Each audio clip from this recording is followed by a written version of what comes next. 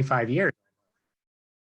So when I was a young, humble mechanical engineer, I had an opportunity to work as an undergraduate researcher at Woods Hole, and I sort of first came across Hanu, and then I sort of got looped into the Woods Hole environment as well. It's a very fun place to work. It's very exciting, particularly for people who like to go ahead and work in the field like Hanu does. And it was very formative for me. So I was working as a research engineer, but then I got to see these people doing research, and I got to see these people building robots. And we didn't necessarily, I got to go ahead and learn about all of these things from watching Hanu and his students, including Ryan Eustace, who's here at the University of Michigan with us. But it was just this very nice environment to go ahead and grow and get to learn from Hanu as a research engineer, and then sort of helped spark an interest in me just in terms of research in general. And, was again, encouraging and supportive and everything along the way. So it's been fun now to finally be in a position to get to invite him back and to go ahead and get to hear about his work and share some of the work that we're all doing now. So without that, let's have Hanu talk about some recent advances in high resolution imaging and mapping for marine robotics applications. Take it away. All right, thank you, Alex. So as Alex said, I'm here saying it's kind of neat to come back to Michigan. Come for the first time to Michigan, because what's neat about it is watching all my students. Ryan is one of them. Ed Olson was not my student, but I really enjoyed working with him. And then Raj and Aditi, both my students who are professors here didn't show up. That's okay. We'll roast them anyway. Okay. And they have good reason why. So what I thought I'd do today is, talk a little bit about imaging and mapping with robots. In recent years, I've been doing a lot of work with polar stuff. I'm going to talk about fisheries. Right on top is the Titanic. We worked on that.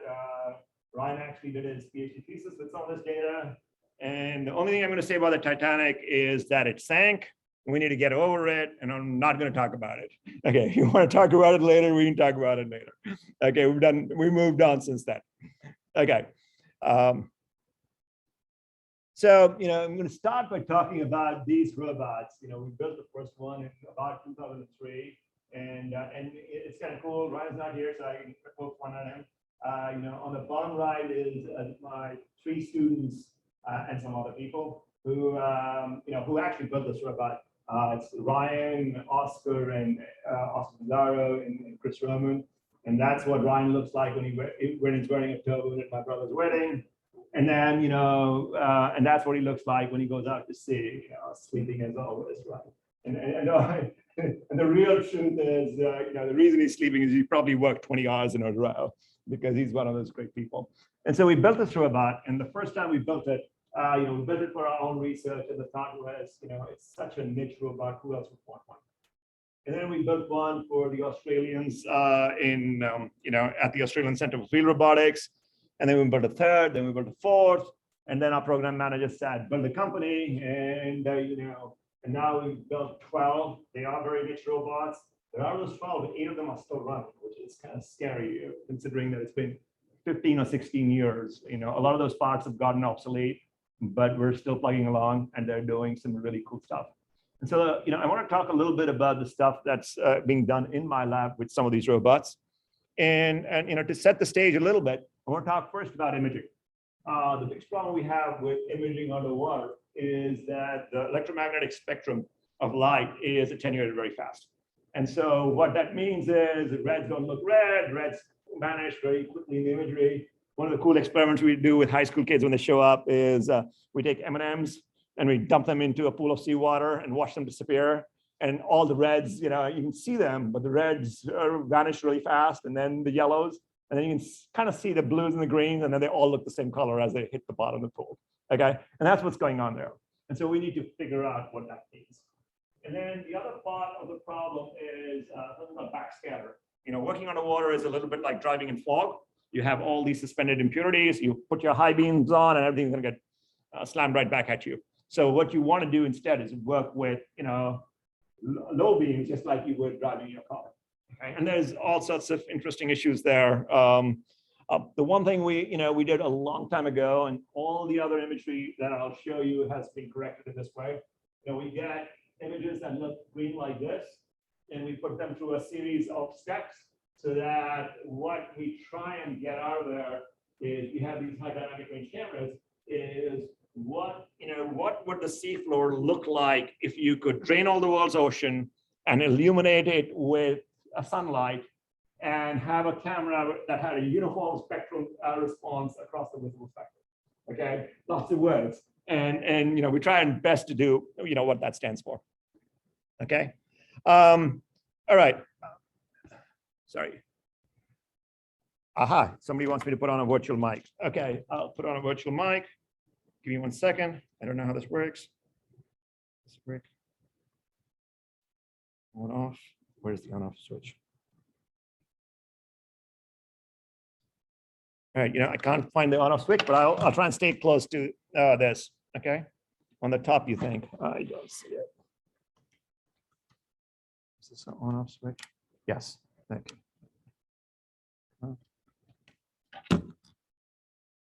How's that?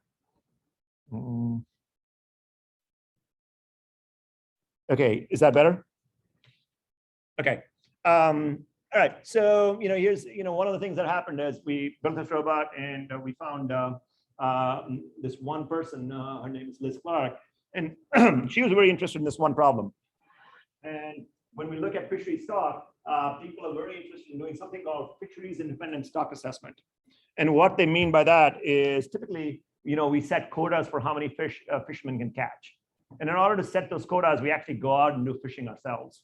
And the fisheries program managers, when they fish, they actually catch all these fish in a trawl, bring them on deck, count them, size them, and then throw those fish away. Okay, they're not allowed to keep them. And when the stocks are really depleted, it's a waste, really. You're catching all these fish, they're very low stocks, and then you're throwing them away. So the big idea is, can we, here's a simple idea. Can we use a robot to drive along the bottom and count all the fish in the ocean?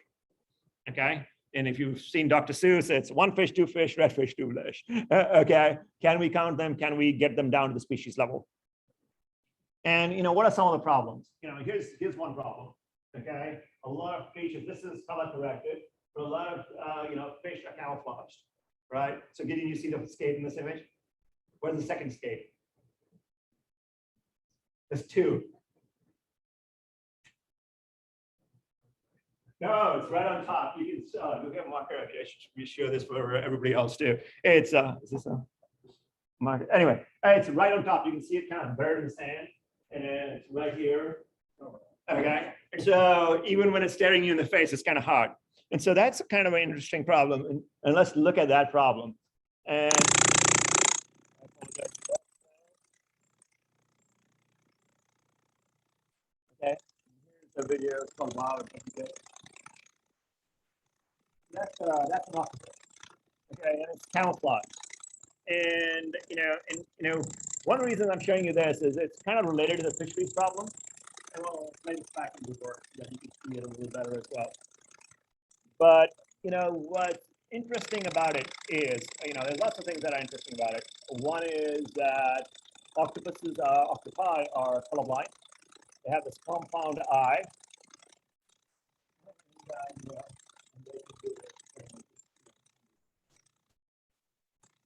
And what I like to do is, this really caught my attention the first time I saw it. Okay, and I have this always in the back of my mind as a researcher. I have my list of what I call my impossible problems. Okay, I have a problem. This is computer vision related. It's related to the work I do, and I have no clue how to solve this problem. And here's what I want to solve in this problem. There's 2 parts to it. You look at that octopus. We have a forward problem, an analysis problem. Can you find an octopus that's hidden in the image? Okay. Or there's a synthesis problem. If you've got a 3D viewpoint, how do you hide an object from all 3 viewpoints? If you're a graphics person, you can do texture mapping, but that's 2D. Okay. So we have these problems, and I would always do this talk and show this around. And I met this one person, Lakshman Prashad, and he said, "Oh, this is such a cool problem. I'm going to come down to Woods Hole sometime, and we're going to try and work on it." And I'm like, "Great, let's do it." Okay. And I thought the scape problem, finding the scape, would be easier. That's also part of the problem.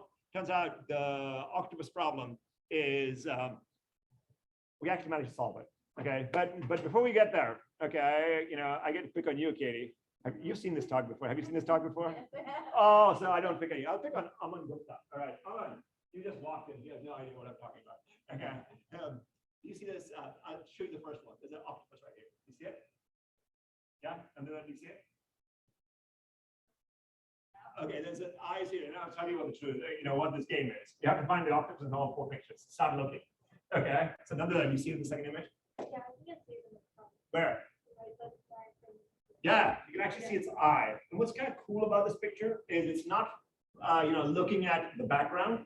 It's not trying to merge into the background. It's trying to merge into the family of textures that exist right there. All right, Gideon, do you see the third octopus? Bottom left. Right in the middle. Sorry, right in the middle. Where in the middle? Yeah, it's right here. You see its 2 eyes and right here. All right, Alex, can you see the 4th octopus? Alex, you're just falling asleep. Alex, can you see the octopus in the 4th image? Elliot? Is that the bottom right? Bottom right. Nope. No. But the 4th image is the bottom right image. That's the one that we're being quizzed. Yes, the bottom right. Let me look harder. Elliot, what do you think? I got nothing. So, the trick is, There is no octopus. go along for a while. That's the null case. There is no octopus in there. Okay. And the point is, when you know that there's an octopus in there, you can always kind of sort of look for it. And it's a very, small percentage of images that have that octopus in them. But if you don't know whether it's in there or not, it's much harder to find. Okay. And so, quick answer, here's what we did. Okay, so here's an example. We can all see it just to make it easy. We can solve all those cases. The octopus is in the middle. You can see its 2 arms spread out like that. Okay, keep an eye on it. And then we do a little bit of segmentation. And when we do that segmentation, this helps, but we still don't know, which of these segments is an octopus. Okay, and then Lakshman had this little epiphany.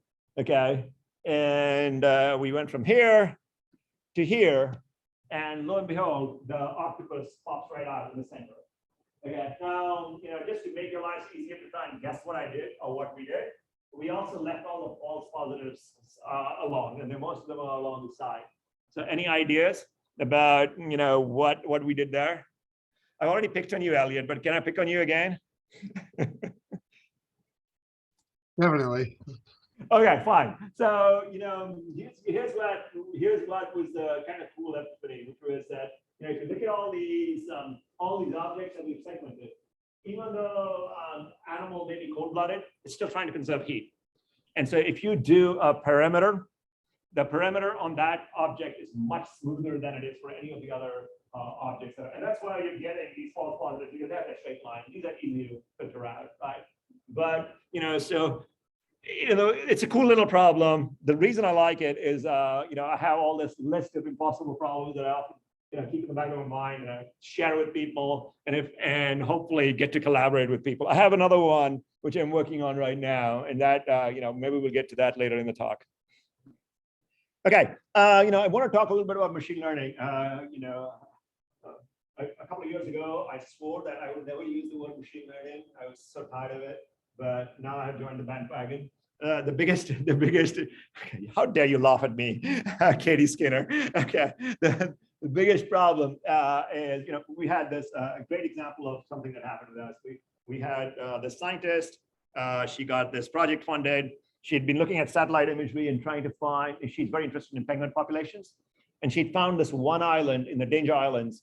And by looking at satellite imagery, you get a measure of how much penguin poop there is out there. And she said, there seems to be a high concentration of penguins out there. We should go and do a survey. And we knew there was a colony there. We thought it was about 10,000, penguins. Turns out it was 1.5 million penguins. And it was good news. Usually I do a lot of climate research or robotics related to climate change. And usually the robots work great and we get bad news. Okay, the ice is melting way faster than we want. The sea ice is thinner than we thought. But here we had this super colony of penguins. And the interesting thing that happened is, I talked to my biologist friend, and there are 1.5 million penguins. And I said, Heather, how are you going to count these? And she said, 4 undergraduates, 2 grad students, and myself, we're all going to do independent counts. Okay. And just as a trivia fact, if you count at once a second, all the way up to 1 million, that's 11 days. Okay. So imagine counting 1.5 million penguins. it's a nightmare. I would slip my wrist, okay? And my student who was actually on this cruise said, I can't believe these biologists are doing this. And he said, I always wanted to do a project on, deep CNNs. I'm just going to train up a network and see how I do. And he did. And this is actually a trivial problem to solve with machine learning, not trivial, but pretty trivial. And there was a distribution of numbers between all 6 or 7 people who did it. And with machine learning, he was smack dab in the middle. And so that was kind of interesting. Now, and there's lots of really good stories there. The biggest problem we have, though, is that we've become very good at collecting data, but we're still information poor. And the biggest problem really for underwater scenes is that we don't have really good labeled data sets. And the problem is you go to places like Mechanical Turk, you pay someone a trivial amount of money, and they will mark out all the dogs, the cats, the cars, the people, and stuff like that in an image. But when you go to fish and try and go down to the species level, then it's much harder, okay? And what happens is, they do something, and you want to pay them, and it's trivial amounts of money, but they've done such a bad job, it takes you longer to actually do the approval process and actually say no to them for something like this than it actually does to do the labeling, okay? And so expert annotation works, but we've got such a backlog, and it's so time consuming that's a harder problem too. So what we've been working on recently is an iterated labeling workflow. We take an initial data set, we train on it, we use some mechanism which allows Mechanical Turk workers to just confirm or deny our predictions. And we have an automated auto approval process, and we can loop through this a few times really, really fast. And I'm actually not going to talk about this very much. I'd happily talk about it later if anybody wants it. But here's just some examples of what happens as you go through multiple loops. Okay, here we got some predictions, and the Mechanical Turk workers go ahead and confirm or deny them. We use that to retrain, and we get more predictions. And we keep going until we get, typically it takes us about 6 iterations to get everything all labeled up really, really well. And then it gets to be really kind of interesting because, yes, we've now counted all the fish, but one of the other big issues that fisheries people have been trying to do is something called ecosystem-based management. And, they're not only interested in counting all the rockfish that are out there, but they want to see how many rockfish there are, how many high-level predators there are, what's the background, and how all these systems come together. So while we've solved the machine learning problem and it's done, what we can do now is, because we collected all this data with an underwater robot, we also have very good navigation. Okay, and so now we have XYZ. We can predict the position of every single fish in XYZ.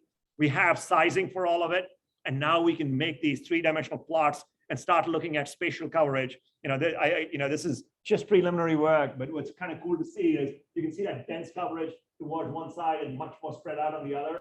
That dense coverage corresponds to a rocky outcrop. Okay, and this is just one species. So the biologists and the fishery stock people are really flipping over. And then, and this is something which is kind of interesting about field robotics, right? I would never have worked on this problem unless I had gone out with fisheries people. And when you look at the individual pieces, they're all reasonably, they're not trivial, but they're doable. And then when you put the system together for your end user, suddenly jump up and down for joy. And that's kind of interesting. So I'm going to switch gears on people and talk a little bit about the work that I've been doing recently. We like to say in our lab we're bipolar. We go to the Arctic and the Antarctic, and and that's basically taken over my life. In the last 2007 was the first cruise we did. We've done about 20 cruises since then. I haven't updated this slide, but you'll get the idea. So the basic idea is we take a robot, we take an icebreaker, we go way, way north. This was 2007. And we break ice until we go to an area that we're very interested in. There's a small hole in the ice. We pop our robot in that water. Okay. The robot drives down 4,100 meters. It does a survey, which lasts about 10 hours. It takes about 6 hours to come back up. in those 10 to 16 hours, because the ice is drifting, your entire icebreaker has moved maybe 10 kilometers. So you fly a helicopter from the icebreaker to the vicinity of where the AUV is supposed to come back, and you try and find an open hole, you drive your icebreaker to that, and then you drive your robot to that, and you recover your robot. What can go wrong?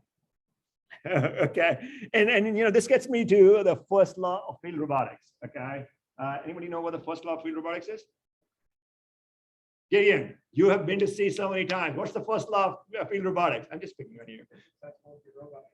Yeah, exactly. Number of deployments should be equal number of recoveries. Okay, and so that's the first law of field robotics. All right, so so this is that. And long story short, we went out there and we had a film crew while we were doing it, and there were lots of exciting things. And and when you lose your robot, even for 2 hours, someone puts a mic in your face and said, how does it feel now that you lost your robot? And I said, if I told you, you wouldn't be able to put it on the air anyway. Okay, and then you walk away in a huff, and you go up to you have like 10 minutes of satellite time over the course of 30 days, and you say, I'm going to just call home. And you call home, and your 6-year-old daughter picks up the phone, and because they've been doing web updates, the first thing she says, Aman, you lost your robot again. And I was like, oh, great, okay. And so there's advantages and disadvantages of doing this. But bottom line is we actually got our robots back. What did we find? This is some microbial mats. We were looking for these hydrothermal vents. And hydrothermal vents are places where people think life first evolved on this planet. That's one of the theories. And what's interesting about the Arctic, it's been closed off from the rest of the world for about 65 million years, the deep parts of the Arctic. So if we ever find hydrothermal vents, it's a beautiful science experiment where you would be having the very basic building blocks of life closed off for 65 million years, and they might evolve in kind of interesting ways. Now, we didn't find the hydrothermal vents, we got very close, but we found this. These are microbial mats. We managed to sample them. If you're a biologist, if you're a computer vision guy, you're like, look, we found these mats, beautiful imagery. And they say, oh, yeah, we want DNA, go sample it. And you're like, So then you go and you manage to sample it. And then they did the DNA analysis and they found 13 new microbial species, and they were just jumping up and down. We also found 3 or 4 underwater volcanoes that people didn't know existed, several thousand meters high. We found evidence of a volcanic eruption underwater, which was a Nature paper, which was kind of cool. And so, yeah. So, and after that, we started doing this quite regularly. Here is one of my then grad students and postdocs. Both of them are now in Google, and they're working with the Australians. There's an interesting story there. After we came back from the Arctic, I met this one scientist, Jeremy Wilkinson, and he said, Hanu, I'm really interested in measuring the underside of sea ice. And I'm like, okay, great, Jeremy, I'd love to do that. And he said, okay, can we take your robot and do it? And then I asked him, I said, Jeremy, you guys have this great robotic program in the British Antarctic Survey. Why don't you use your robot? And they said, well, we asked them already, and they said it's way too risky. And I'm like, oh, great, so I will take the risks and run our vehicles. But our vehicles in general are an order of magnitude cheaper or less expensive than the typical vehicles without sacrificing the quality of the data. So, we did it. We got all sorts of interesting results. Because this is a shallow water run, we could actually put a camera, a GoPro on this robot, and it's kind of cool to see it go onto the ice.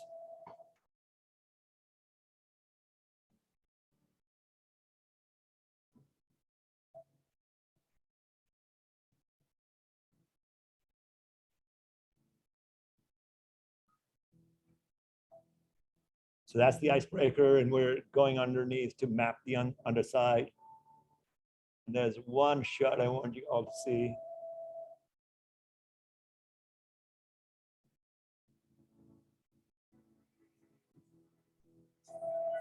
And we got lucky, there was another little ROV, and it looked at us, and this is what it looked like, which is kind of cool. And this made all sorts of magazine covers because it is a kind of neat shot. And then, what did we learn? We actually went out and did this first with the British, then with the Australians, and we got these neat maps of sea ice, and which were kind of interesting and exciting for all the sea ice people. And again, that was another nice Nature paper. Now, one other thing that happens is that there's this thing called the second law of field robotics. All right, Gideon, you're on again. What's the second law? You're not sure. Katie, do you know the second law? Okay, the second law of field robotics says if you're always following the first law, then you aren't pushing the limit enough. Okay, and then one of the problems that happens with field robotics is, you go to these conferences and people say, here's our data, and here's our typical data, and what that means is it's the best data they ever got. Okay, what they don't tell you about is all the stuff that happened in the middle. So so here's, in the spirit of openness, there were 2 rescues, but I think I'm going to just show you one of them. Pass this one. Where is it? Okay. Now we got our vehicle stuck under 3.5 meters of ice. We actually managed to find it for various reasons. And that's Clay, Jenouvrier, Ted Maxon, and myself. We're making the captain of the Iceberg very unhappy because we were working in the middle of the night. And then and you glove. And what we had to do is cut through the 2.5 meters of ice while we were a couple of kilometers away from our icebreaker. And we got the vehicle back. But like I said, it's things can get interesting. We're going to be using the fuel now. I knew I brought it for a reason. Okay, and so yeah. So now I'm going to switch gears on you again. And one of the things that happened is we built. So we had these underwater vehicles, and then we talked to some friends, and they wanted to work next to a glacier. And I always wanted to build a surface vehicle, and there were lots of surface vehicles that exist, but most of them are electric. And the problem with electric vehicles is you don't get the energy efficiency with electricity that you can get with gasoline. Okay, it's super efficient. And so we found this little thing called a kayak made by a company called Mokai, which had a little Subaru lawnmower engine in it and a small 3-gallon tank. And with those 3 gallons of gasoline, it would go at 15 knots for literally 100 kilometers, which is unbelievable. So we modified that, standard, put a pick socket into it. And what we're really interested in doing is taking it to a glacier, the front of a calving glacier. And people are very interested. This is my collaborator, Hanumant Singh. She's very interested in making measurements right at the edge of a melting glacier. The problem with that is, these glaciers, this one is a small one. It's about 5 kilometers across. And it's, it's 100 meters high. And this is great, except for chunks of it the size of buildings fall off at random. Okay. So you don't want to go there in a small boat and be anywhere close to that. But what we thought we'd do is we'd make a little robot, and we'd get it right there and hopefully make some measurements. And if a big chunk of ice fell on it, then so be it, and we wouldn't hurt anyone, but we might just lose our robot. So we did that, and this picture is kind of interesting. It was taken from a helicopter. What you can see is there's the Jetyak right here, and then this is us operating it remotely from back here. And the funny story about this is, when we were doing this, we were camping right next to this glacier. And when you go camping in the middle of Greenland, we use a helicopter to go get our stuff out there. And the helicopter pilot is your mother, your ambulance driver, and your bus driver, okay? And that person is responsible for your life. So if you hurt yourself, and you get this big, lecture about it, if you hurt yourself, that helicopter pilot is going to try really hard to come through all sorts of bad weather to come and pick you up. So he wants you to be very careful, okay? So this helicopter pilot is coming in, and he sees the Jetyak, and he gets on the radio and says, "There's somebody very close to the glacier. Tell them to get away from it right now." And we're like, there's nobody out there. That's a robot.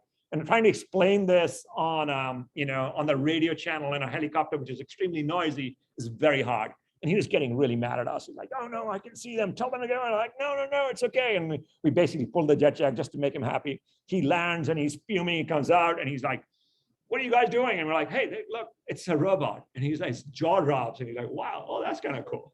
Okay, so sometimes stuff like that happens. And then the other things we've been doing with this is, we have autonomous cars. We're very interested in the concept of doing autonomous navigation at sea. There's something called call regs, which stands for collision regulations. Coast Guard publishes them, and there are certain rules of the road about how two powered vehicles should interact, whether they're crossing each other, whether they're overtaking, and how well we can do it. And here's another really cool example. I love using this as a teaching tool because we often in robotics, we talk about path planning, we talk about sensors, we talk about common filters and data association and velocity upshift, but I want to have a nice example of putting everything together, right? And so what we wound up doing in this case is, here you see, this is us working on the Charles, the green is the Jetyak, the red is us trying to get in its way. And this is speeded up almost like 40 times. And we have a map of the environment, and we're using a radar, which is the projections you see. And when it goes blue, that means we're basically acting, really trying to make it mad. And it works extremely well. It runs across. This was, I think, I want to say it was a 4-mile run that we did. And as you can see, we really tried to get in its way and mess with it, but it's one of those robust algorithms that just works very well. And one of the interesting things that happened, we started at the Northeastern boathouse and went, we're going to go all the way to the MIT boathouse. And our undergraduates has promised us that we would have catapults that would throw water balloons at the MIT sailing pavilion. That part didn't work, but this did really, really well. And right here, we had 2 unexpected boats come in, and we just told it to loiter and still avoid everything. And this works really well. Okay, so moving on. I want to talk a little bit about iceberg mapping, okay? And one of the interesting things that happens when you try and map ice is it's a very low contrast environment. People are very interested in mapping these icebergs because these icebergs breaking off from the Greenland ice sheet are responsible for transporting a lot of fresh water into the Atlantic Ocean and into the world's oceans at large. Okay, and our numbers for how much meltwater there is are way, way, way off. Okay, and so we took the Jetyak, and one of the interesting things is you're like, okay, there's a SLAM problem where you can go around and map it, but unfortunately, unlike SLAM, icebergs are moving. And so if you make a static assumption for an iceberg when you're mapping it, even though that is a rectangular iceberg, it's completely distorted because of motion. And so the big question is, how do we deal with that? Okay, how do we offset that? And and one answer is, hey, you've got a camera. The camera allows us to take our motion and make it relative to the iceberg because you have enough overlap with the iceberg.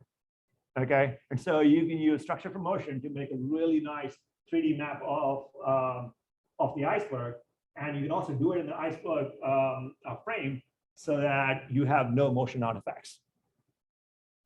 And there are some interesting issues which we can talk about later, where standard feature detectors don't work. They work for parts of the problem, but not all of them.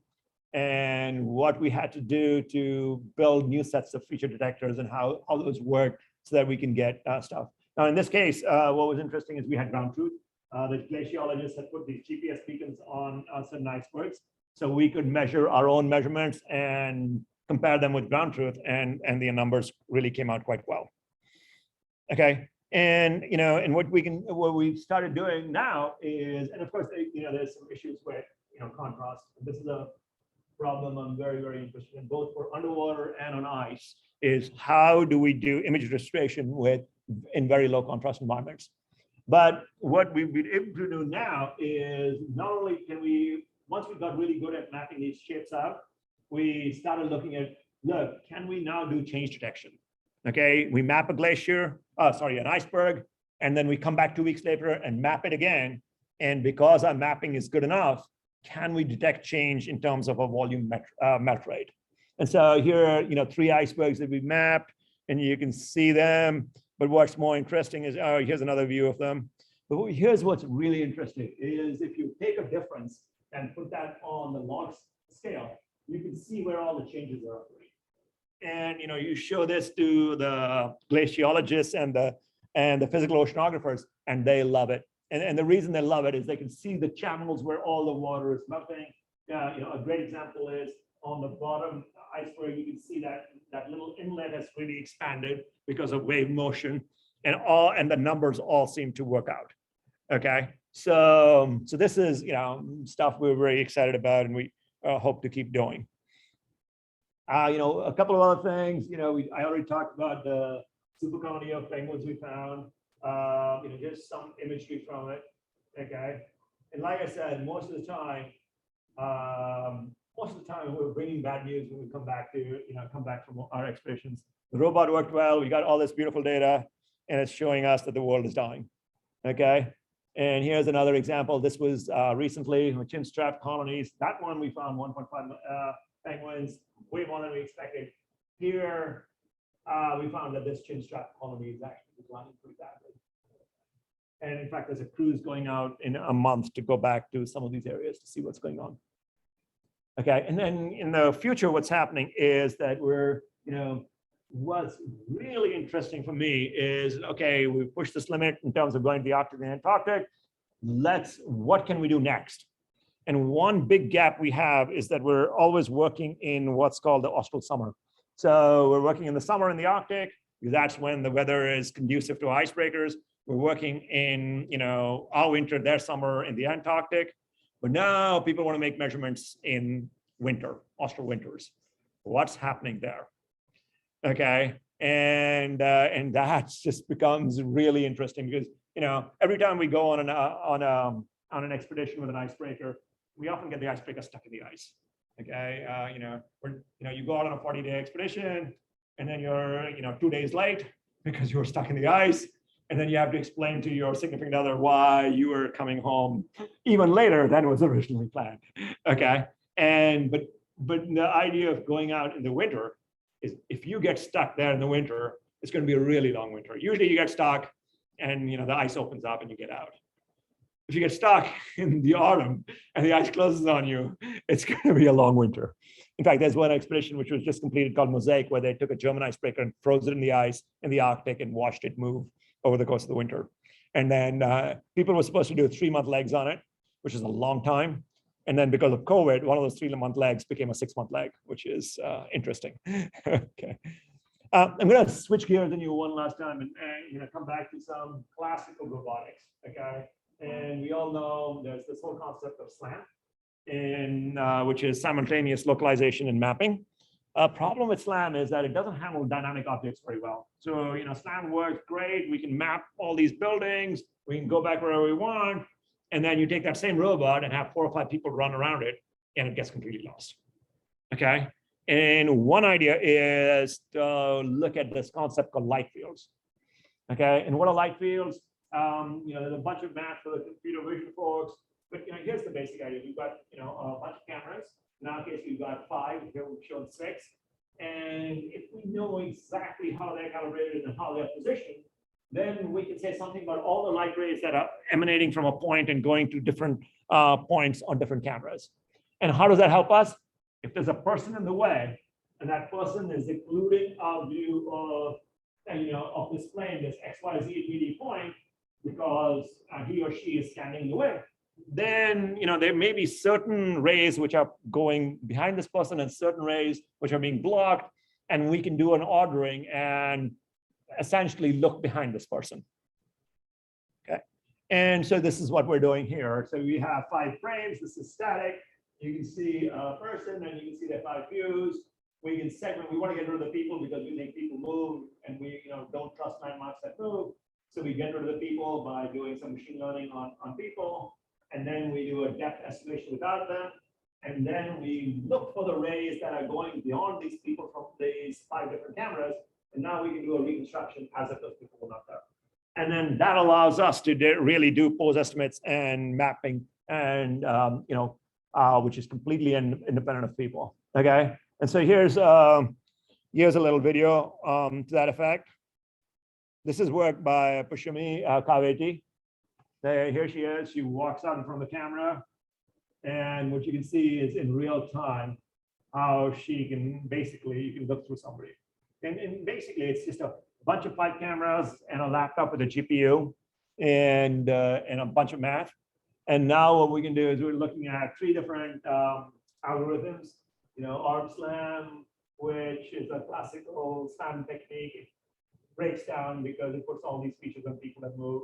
DynaSLAM also segments out people, but then it doesn't find enough features, so it dies. And of course, this is a paper about us, so our method works.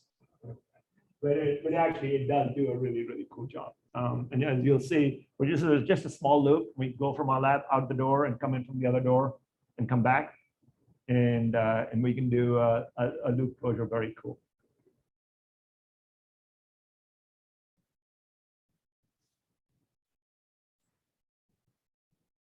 All right, so, I'm going to end it up. Sorry, famous last words. Oh, where is it? I'm going to end it there. There's one last movie, and this is for all the students. There's all this work to be done. And the Arctic and the Antarctic, they're hurting. But they're also one of the coolest places on the planet, as you'll see from this video. And please, it's time for your generation. Those are Delhi penguins. They're the fierce things around. They're all just jumping around happily. And it gets better.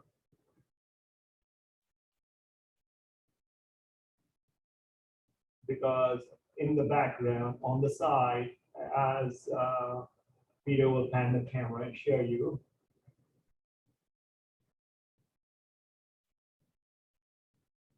We'll pan the camera and show you. How these emperor penguins were just standing there saying, damn kids, how did they come up with my Iceberg? Okay, but it's I'm not a touchy-feely guy, but when you go out and watch some of this stuff, it's very, very cool. And it's up to the next generation to make sure we just keep doing research so that we can maintain these environments. I'd like to, of course, mention all my students. Some of these students are now, of course, professors and senior colleagues in all sorts of ways, and my collaborators and my sponsors. We've always had lots of fun, and I'd happily take some questions.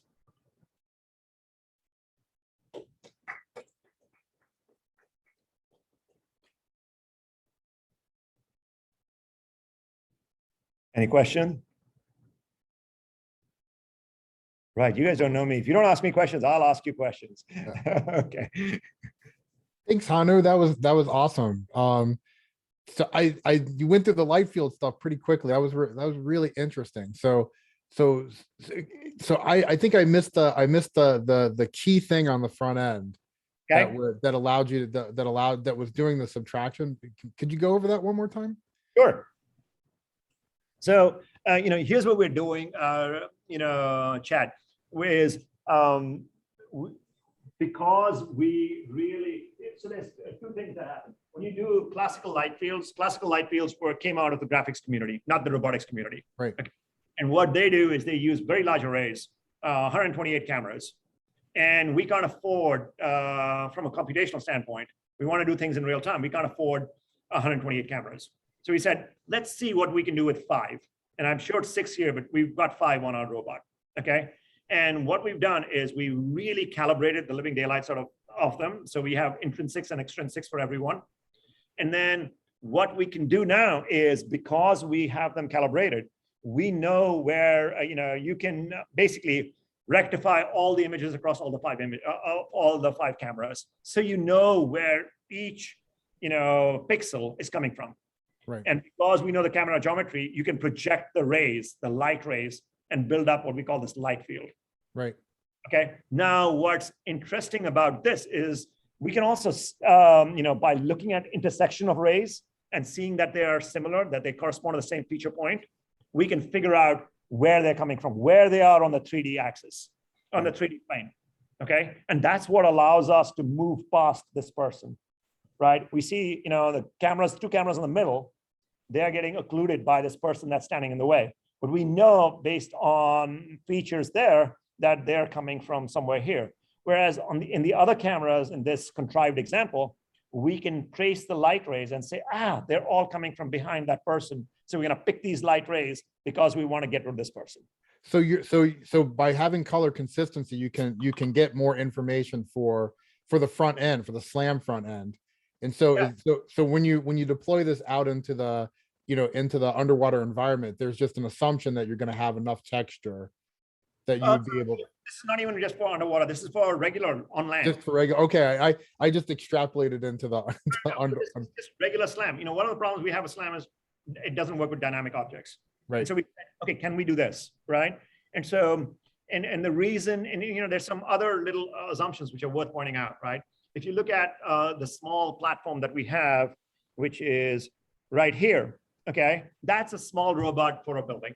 Okay, it's a reasonable, it's a Husky, right? A Clay-Pot Husky. Right. And you look at the baseline, that baseline is enough that, you know, if you're looking out 4 or 5 meters, you can easily look past an occluded human being. Okay, another assumption which we've made, which is a reasonable one, is, you know, most of the dynamic objects are either people or chairs. You know, we can actually filter people. It turns out chairs move a lot because people get into them and move them as they move. Okay, but all those objects, we can easily cover them with the baseline, with a horizontal baseline. That's why all our cameras are a horizontal line as opposed to a vertical line. Okay, so we've, you know, what we've done is we've taken that whole light field approach and said, let's apply it to a real robotics problem. And then the other part that we really, this is all Prashami's work, is that what she's really worked on is saying, look, I can't render the entire light field. I need to render stuff that I want to do. So she's got, just like you said, she's got a front end, which filters things out. But then what she's also worked on is a back end where she's building brand new factors for a factor graph implementation, because we know all the 5 cameras are rigidly attached. And we also have to take into account that, you know, when we see a feature, it does not appear in all 5 cameras. It might appear in 3 of them. It might appear in 2 of them because it's getting occluded from the others. So we, you know, just the front end by itself makes a huge difference. And those were the results I showed you. But by adding the back end, it becomes so much more robust for much larger, you know, explorations. Does Very that kind cool. Yeah, no, that's really cool. That's really cool. Ellie has a question. I don't want to, well, before Ellie asks, I just found it really interesting how this could maybe go into the underwater domain. And so I'm going to think about that. Yes. You know, I'm an underwater guy, and it's going to go, it is going to the underwater domain. I haven't talked about it, but interesting ideas there. Fair enough. Thank you. I mean, here's the obvious one, right? Which is that you can work through backscatter, just like you can be able to work through snow in and rain on an autonomous car. Right. Okay, those are all good things to think about. Elliot, you had a question. Yeah, I have a quick kind of follow-up question on this, the light fields approach. How sensitive are these results to the distance between the cameras? So, you know, we've tried to do, we haven't done a full analysis yet. This is someone's PhD. She is a whiz kid, okay? And so she is doing, actually Ryan and John Leonard are on our thesis committee. So she's doing a sensitivity analysis to see baseline, to see, you know, one other thing might be, can we also, we've been concentrating on, you know, a horizontal line array.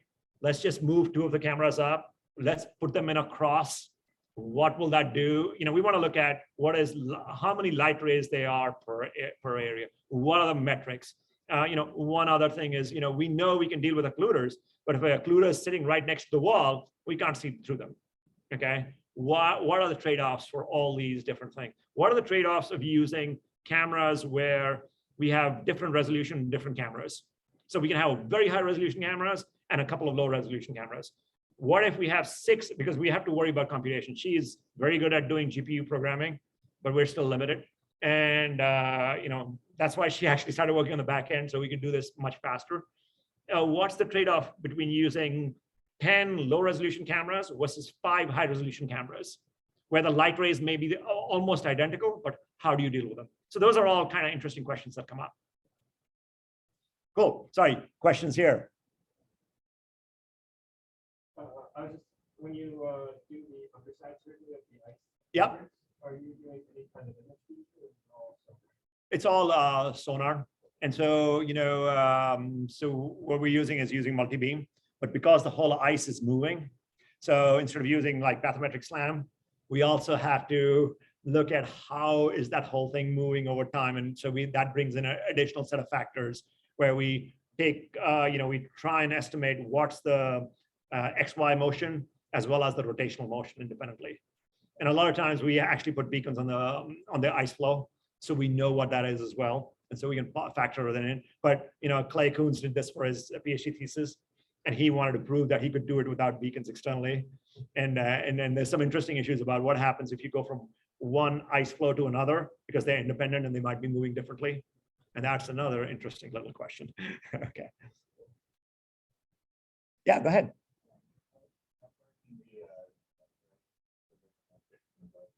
So, it depends on how brave you want to be. Okay. And so when we were deploying to look at the seafloor, we were, they were completely autonomous. There were beacons on the seafloor, but we would be, 10, 20, 30 kilometers away, way out of range, because the icebreaker was basically drifting with the ice. If we're doing the sea ice stuff, we like to be in the vicinity. Where, I showed you that one video of us rescuing a vehicle. What I didn't tell you about is how I lost a vehicle. We put it under ice, and the ship we were on was the green ship, Greenpeace's Arctic Sunrise. They didn't have an ADCP, and seabed can't travel very fast, so it can't handle large currents. And we made a mistake, and we didn't realize there was a strong current, and it got swept away. And life goes on. Okay, yeah. Anything else? Yeah. In the way you are moving the person working around. Yep. Is that like, are you using information only from the current frame or are you using? Only the current 5 camera frames. Okay. So we could, so if you look at this is a static view of that. And then what we can do is we can run it on GPUs, so we can do it in real time. Okay. So there's no history. Okay. So that's why there are some. Yeah. And then we wanted to keep it real. What those artifacts are really a function of the machine learning as doing the segmentation of the people.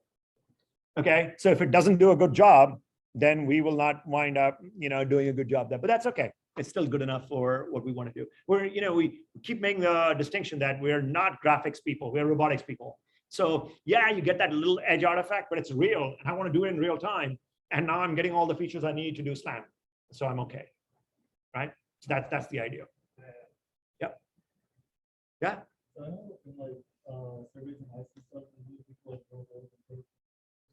Yep.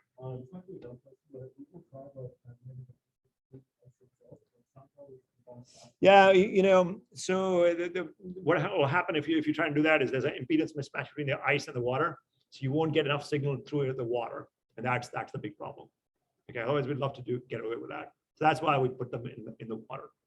And then what we also do is if you put them in the water, you can put a GPS on the top, and so when the whole thing is rotating, you know exactly how that beacon is moving over time, and that helps you a lot as well.